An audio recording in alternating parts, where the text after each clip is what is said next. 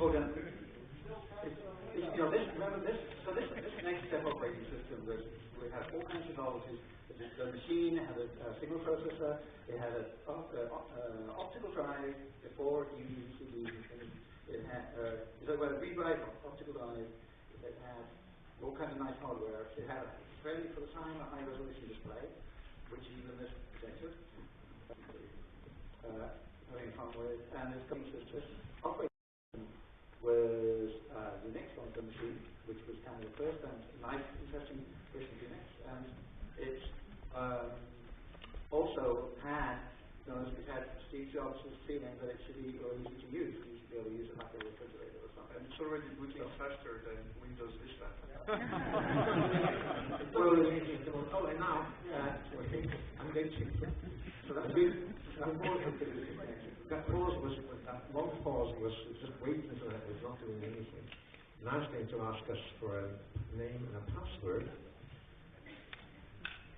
And some of you will recognize this behavior. That's how old it is, right? Okay. Yeah, basically, Mac OS X was outgrown from the next operating system. So there's a legacy even in your iPhone today. This thing was just, I think, 10 years ahead of anything else that was on the market at that time. And that was one of the reasons why it was so difficult to get the web, to demonstrate it even to somebody else. Because you had to take the whole machine with you. Okay, there we are. Now, remind you, the full face of the dock on the left-hand side. Was it? Did you do that? I certainly. Did you do that? I had my dock on the left-hand side. I could still on the left-hand side. That's one that's on Mac, and I stick my dock on the left-hand side because it's no, the standard place for the dock was on the right-hand side. The standard place for the dock was on the right-hand side. The menu was on the left. Oh. Yeah, the menu was on the left. All right. Maybe I have okay, some of them I think the icon, there is a glow from some other Mac, next icon with a little painted, the fourth icon down on the right hand side is the icon for the glow book, the glow hosting thing. So it's kind of That was the first button. I can now make a new page, and I'll have to save that somewhere, and I'll save it on the guest. So I will say, do you want to replace it? And I'll say yes. Okay. So now I have a new browser page up, and we can just go in there and type. You see.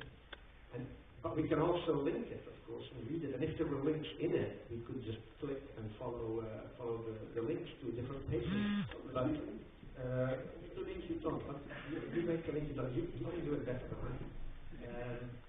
But that machine, just to situate for the computer geeks in the room, the machine shows you on screen everything in display PostScript, so it doesn't run a special graphics thing. It is just PostScript there and directly, which today on Apple machines has gone to PDF, which is even more efficient. But see what you're referring to. See the link menu is script stuff, which is used to do with the menus on the Mac. So you've got it permanently there. And the top, and the way you make the link is you mark something and then you link to it. So the thing remembers the marked thing. So you can mark either all, or you can make a selection and link it. So and then you click link to mark. And okay, right. So it's really good to do that on the local machine, but this works all over the internet and talking to any database system that was exist to the web. So that was the key. And behind this little click movement that I make, actually what Kim did is there's a style of text here that has an unused attribute, and he said, let's use that to store a URL. So when I double click, the software reads the URL from this document, and it calls the network stack to catch the document that is described by this URL. And then you get the page and you display it. It's that simple. So the few things which are different. So one of the things is, compared to normal browser, if you want to use, so the default is to make a new page. so that you end up filling up with, if you follow those, you can, can we follow, no, we can't follow to CERN. I think we're going outside of the menu. How about the navigate menu? Often there's a case that you'd be going to something like a news page. Notice Macs have detachable menus. They got that when they. Now the meaning of back, next, and previous is completely different from the current browser. I noticed that people want to use both of the stuff. They're in a tree. Lots of web browsers like a tree. So that you've got, so that if you have, so if you follow the. Go ahead. Okay. So if you follow the let's go link, we end up with welcome to the hyperlink. Then often what you're doing actually is following. You're looking at a set of documents you've been given. So what you want by the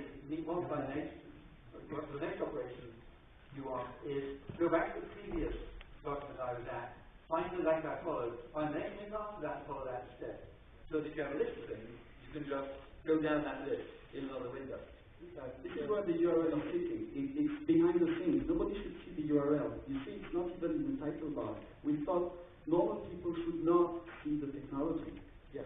Well, they want to see it. The document is an inspector for that on Mac or this is like Windows properties. This is sort of something you shouldn't see unless if you really want to get your fingers messy. Alright. So you see now I go back actually to using so this machine has been real men don't do that. Real men type URLs. maybe there is something strange. I remember on AOL, a real man had to type some keywords, and that was very funny.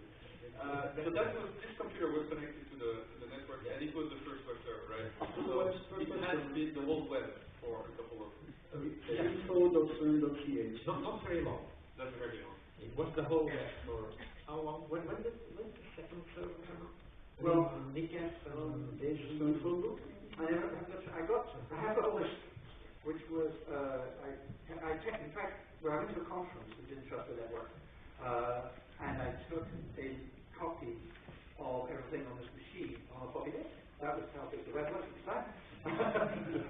Took it to a conference in 1990, was it November 1991 or something, and I had a list of web servers.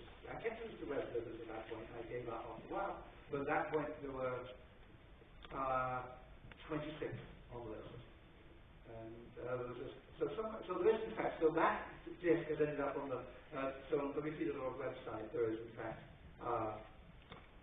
there is a frozen archive of that. You can look at there's a list of the clients that you can use, and there's a list of the browsers that you can use, and so on. I'm demoing the styling, okay? No CSS, no nothing. You change your style just like on your word processor. That's the way to be. And it could be calling style, but actually you're saying, there is style sheet behind, yeah, it's just hidden. Yes. Many years later, there was an attempt to say that somebody invented CSS. But then later they came to something like that style sheets were practical.